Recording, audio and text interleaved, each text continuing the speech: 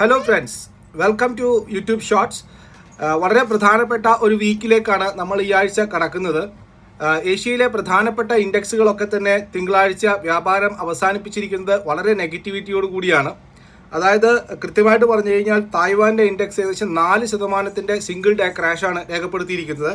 അതിന് പുറമെ ജപ്പാൻ്റെ നിക്കായിൽ 225 പോയിന്റ് കട്ടാണ് വന്നിരിക്കുന്നത്, ഏകദേശം 4% എന്ന് പറയാം. സൗത്ത് കൊറിയൻ ഇൻഡെക്സ് ആയിട്ടുള്ള കോസ്പി അവിടെയും 3% കട്ടോടുകൂടിയാണ് വ്യാപാരം അവസാനിപ്പിച്ചിരിക്കുന്നത്.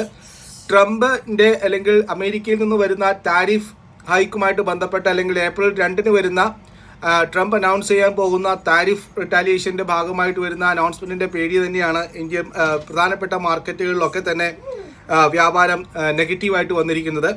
അതിന് പുറമെ കോസ്പി നോക്കിക്കഴിഞ്ഞാൽ അല്ലെങ്കിൽ ഗോൾഡ് അതിൻ്റെ ഓൾ ടൈം റെക്കോർഡ് ഹൈയിൽ നിൽക്കുന്നു. $3,100 പെർ ഔൺസ് എന്ന രീതിയിലാണ് ഗോൾഡ് വന്നിരിക്കുന്നത്. US-ൻ്റെ 10-year ബോണ്ട് 4.29% ഉയർന്നിരിക്കുന്നു.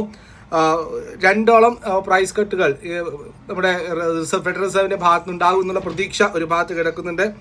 ഏപ്രിൽ 2 വരുന്ന ട്രംപിൻ്റെ ലിബറേഷൻ ഡേയുടെ അനൗൺസ്മെൻറ്റ് തന്നെയാണ് എല്ലാവരും ഉറ്റുനോക്കുന്നത്.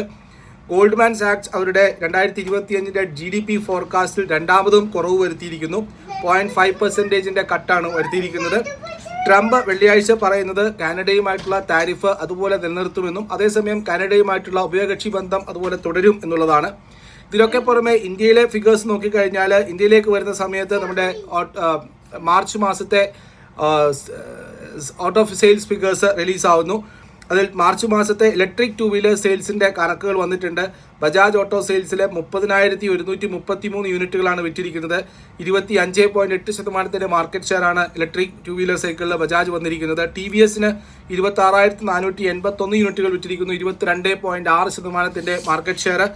അതേസമയം ഗവൺമെൻറ് വോഡാഫോൺ ഐഡിയയെ സംബന്ധിച്ചിട്ട് പോസിറ്റീവായിട്ടുള്ളൊരു ന്യൂസാണ്. അതായത് ഗവൺമെൻറ്റിൻ്റെ സ്റ്റേക്ക് 48.99% വോഡാഫോൺ ഐഡിയയിൽ കൂടുന്നു. സ്പെക്ട്രം ഡ്യൂ ആയിട്ടുള്ള 36,950 കോടി രൂപ കൂടി അവർ ഇക്വിറ്റി ആയിട്ട് അല്ലെങ്കിൽ ഗവൺമെൻറ്റിൻ്റെ ഓണർഷിപ്പായിട്ട് കൺവേർട്ട് ചെയ്യുകയാണ് ചെയ്യുന്നത്.